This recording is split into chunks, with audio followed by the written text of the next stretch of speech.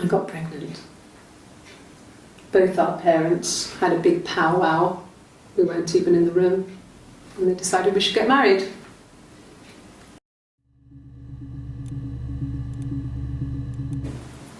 Yes, I'm fine. I won't be sick again. This happens some days. I'm pregnant. It's morning sickness.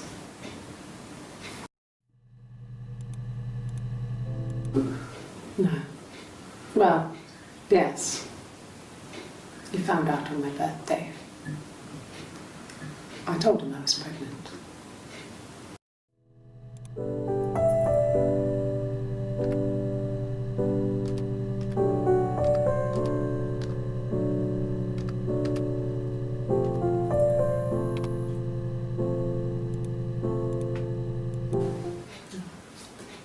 It's Rapunzel. The story starts when she's born. Mother Gothel, a witch, takes Rapunzel from her parents and keeps her locked up in this tower. Rapunzel gets pregnant by the prince, and Mother Gothel is furious, so she cuts off her hair and throws it. Actually, her hair's already short here, so that's already happened. So she throws her into the wilderness, and Rapunzel is reunited with the prince, who's blind, but she kills him with her tears, and so it's a happy ending. Is that too much?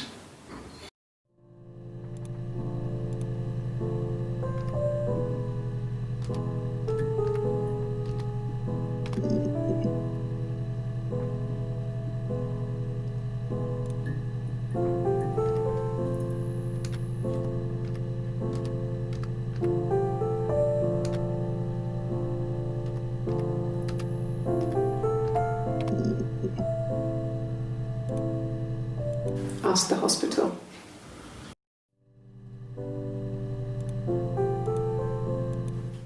I don't see how it's hard. We've established I was in Glasgow when he was killed. You've spoken with the hospital.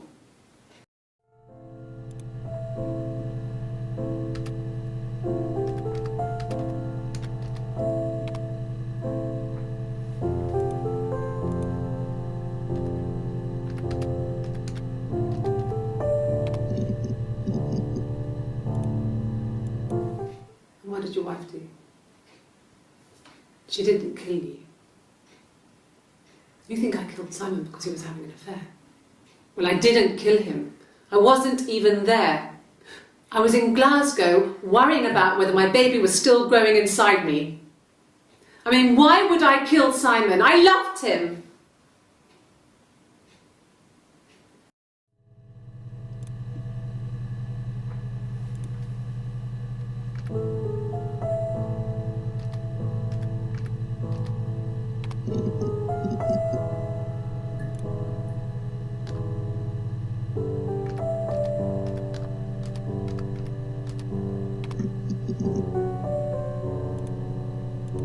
Yes, that's my birthday. Not one of the big ones, but I guess you can see that.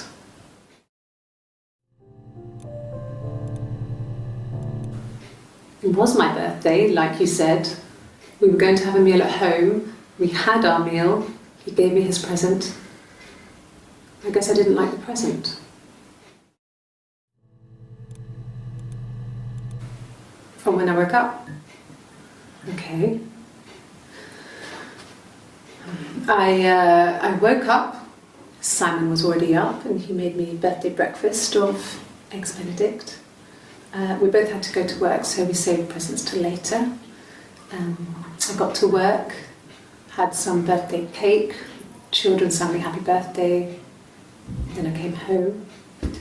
The birthday meal was a takeaway, and Simon gave me his present, which I didn't mind. And after that, we talked about the baby. It turned into a big argument. Simon left. I was furious. I wanted to get as far away as I could and get some space to think. So I left.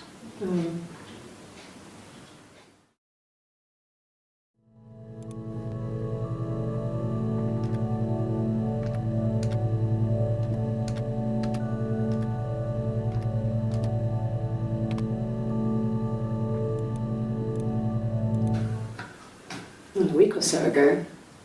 It would have been the Saturday before my birthday. You know, I get like that on the weekends, have a lie-in, then want to get up and blitz the house.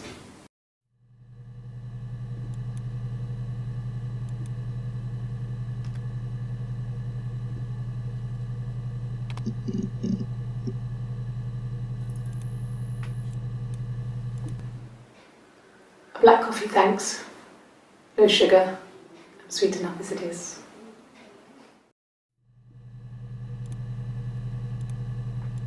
My name is Hannah.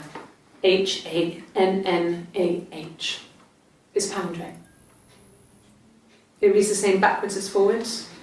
It doesn't work if you mirror it though, it's not quite symmetrical, but well, I mean, you get the idea. Sorry. Hannah Smith, I live at 31 Gladstone Street.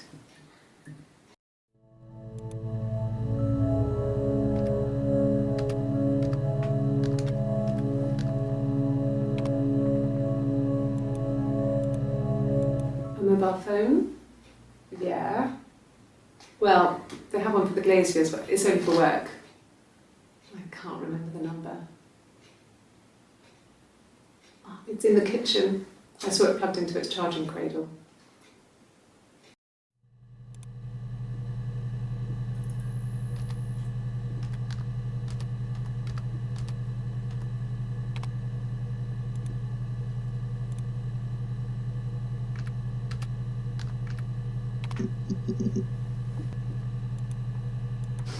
We spent the wedding night in a hotel in Brighton. It would have been too much to do more. We were saving for the baby. It was wonderful to be in a hotel, away from home, just alone together. Since then, we've always tried to get away for our holiday.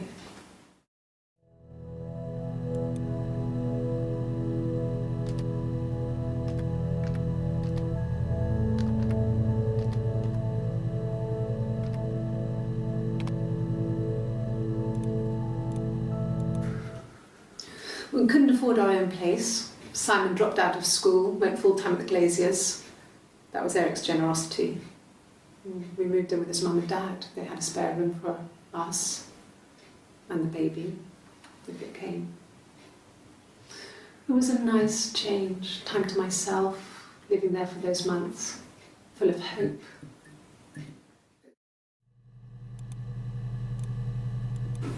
No, I lost the baby.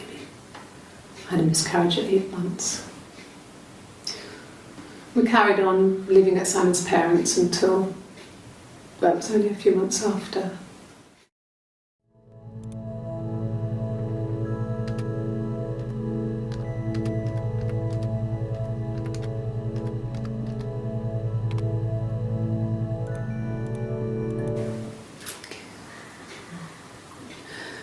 It was after dinner. I'd spoken to Simon's parents on the phone. I looked up for an early night and I suddenly had this thought. I think it was something his mum had said. She'd been speaking about old stuff, sad stuff, about when we lived there, about the baby.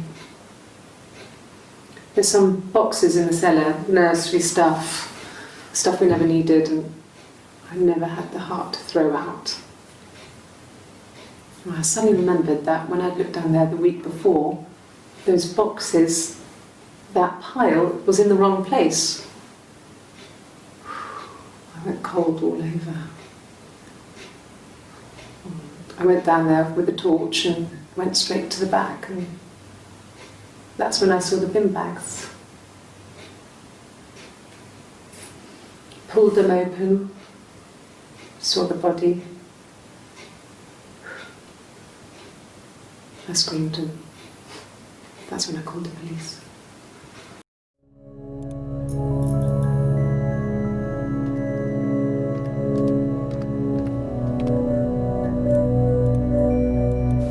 Yes. It was a shock to him. I mean, we never thought it was possible. I don't know what I hadn't decided whether to keep the baby.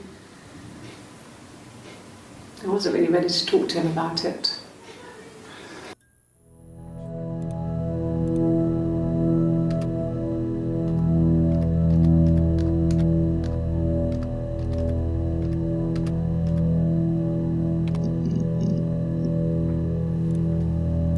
Yes. I inherited it from my parents, so it made sense to move back. Me and Simon. Felt like going back to old ways before the pregnancy. Reminded me of being a girl, a dollhouse in the attic, old things. We didn't sleep in my parents' bedroom for a long time. We decorated it as soon as we moved in, but it was another year before we started sleeping there.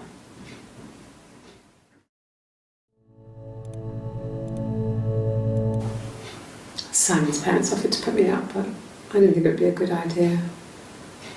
It would be too sad. Not right now. I'm staying at a friend's. Oh, okay. I parked up on the street.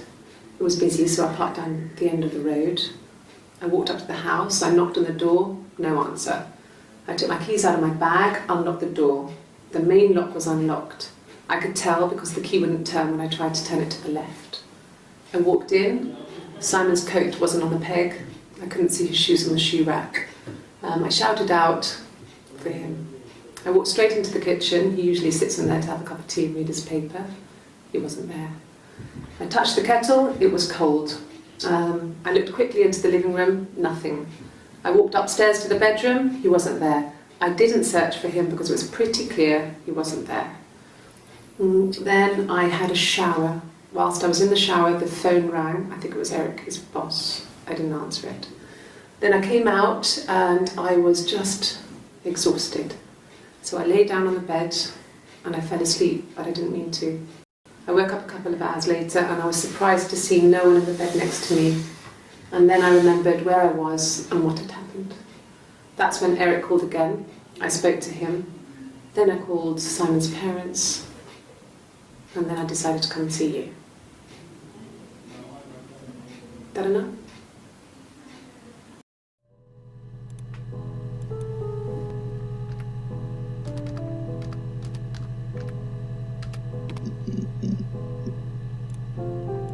Bruise? Oh yeah, no, it's nothing. I was going through the top cupboard in my kitchen and the chair slipped and I kind of hit the door with my face. I mean, it hurt like hell.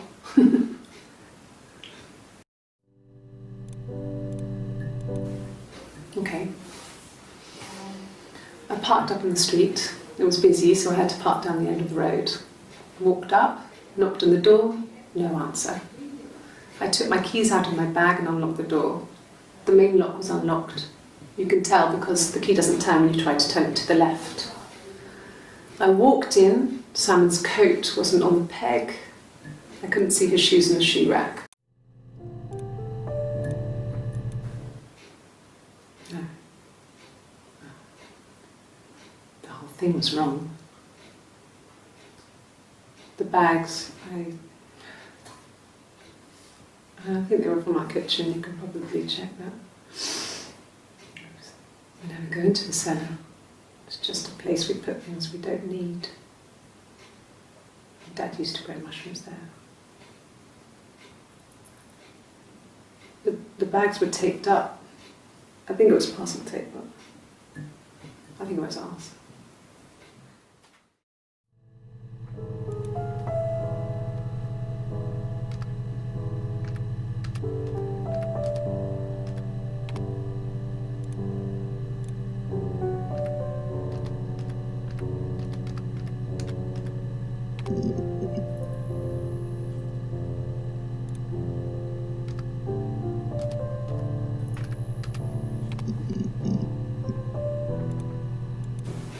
The bruise.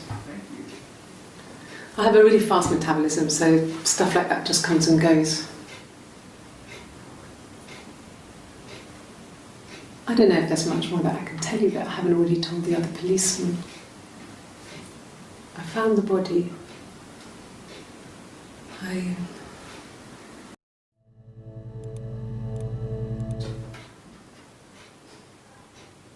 His body didn't look real. And his throat. It looked like his throat had been cut.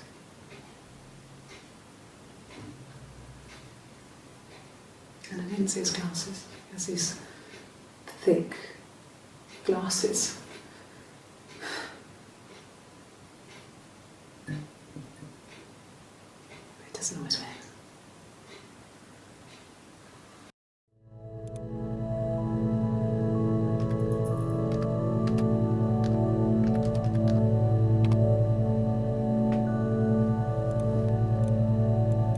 Really?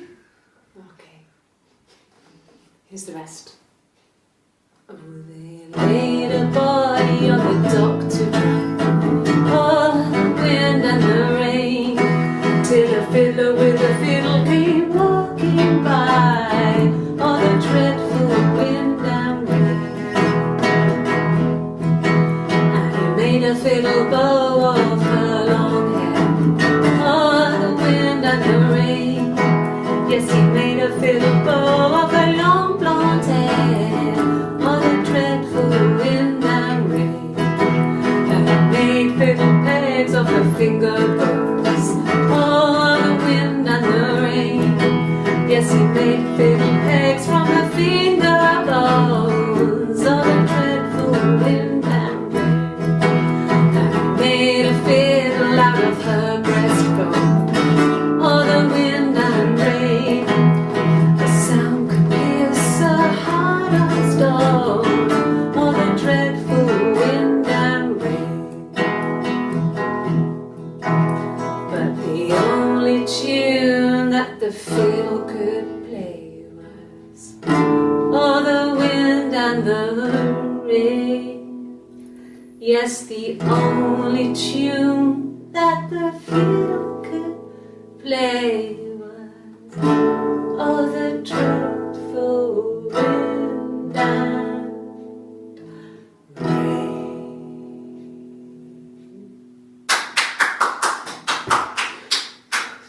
Anything you sing may be used as evidence against you.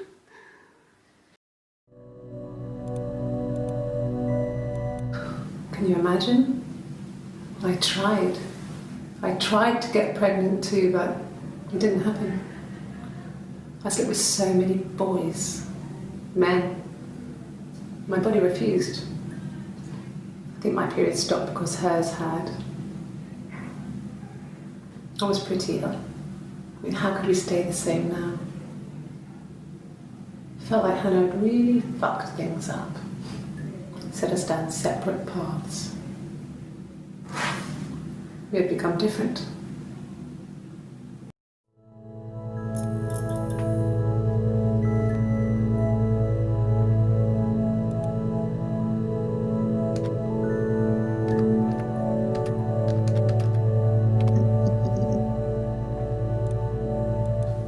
No, he doesn't have any tattoos. He has a scar down here near his stomach, past his hip. Cut himself with some glass. That was before, a long time ago. He looks just like the photo. He's not got his glasses on here though. He takes them off for the camera. But he needs them to see properly, you know. He has to read a newspaper or a menu in a restaurant. Not books so much, or watching TV. He likes TV.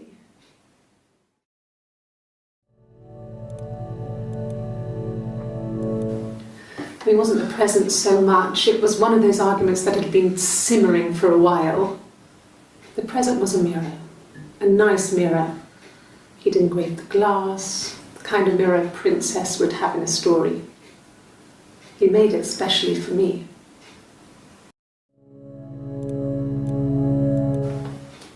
But on his clothes, that would make sense. He made it by hand. I mean, he brushes the silver onto the glass. It's not how they make mirrors these days. I mean, he made the mirror and he gave it to me.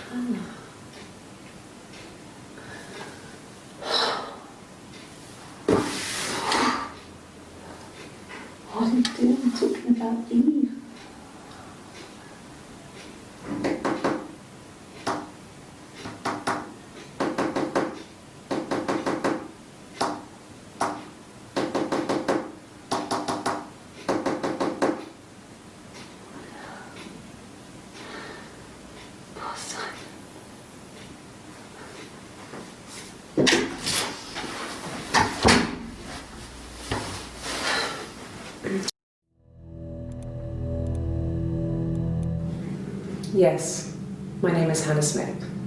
Oh, shit. Sorry.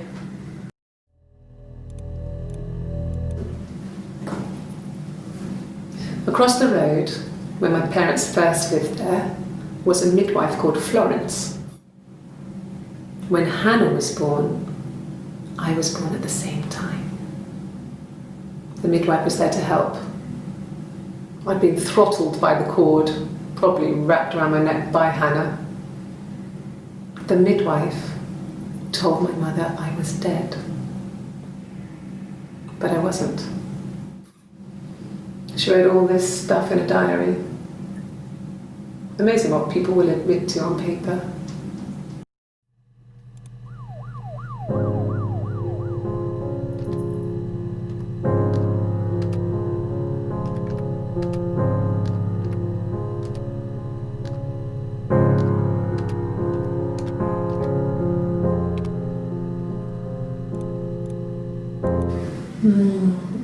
She recognised me from the window. She told me to come inside, and she hid me. They had made the attic into a place where Hannah could play. There was a dollhouse. She hid me up there. No one else ever went into the attic. It was her place.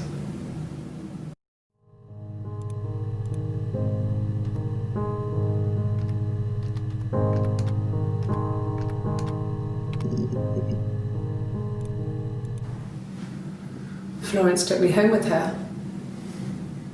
Mother hadn't been expecting twins and had a healthy baby.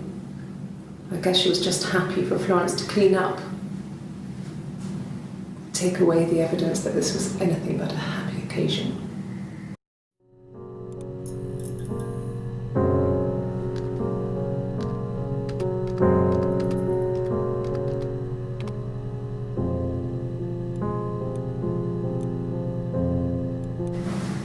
Florence raised me in her home. I never left it. She kept me out of sight. It wasn't odd for people to see a midwife with a baby, carrying in supplies, washing nappies, that sort of thing. I never knew any different. I grew up looking out of my window and seeing her across the road. I thought it was like a reflection in the mirror. She was me.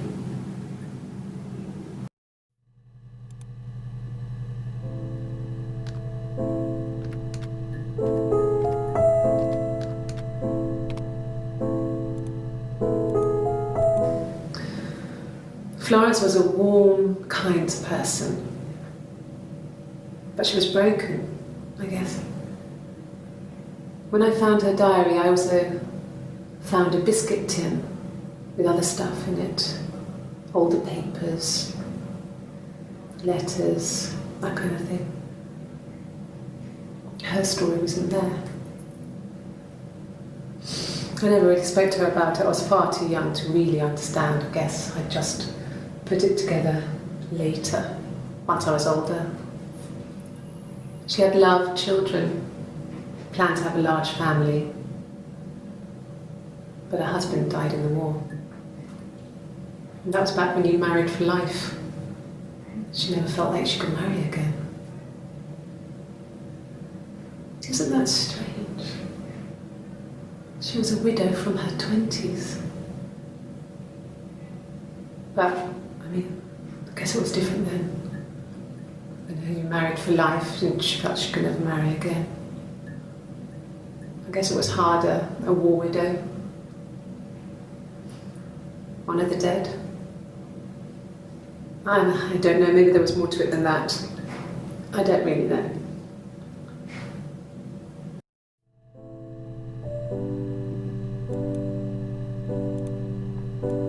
No, it was just me and her. It was the name they were going to call their first child. They talked about it and were going to try when he came back. Florence's family had a history of firstborn girls, so they were convinced it was going to be a girl. It's hard to know if this is all true. These are stories I remember, that I read when I was a child. Maybe I misread. maybe I misunderstood. Sometimes it's hard to remember what happened last week.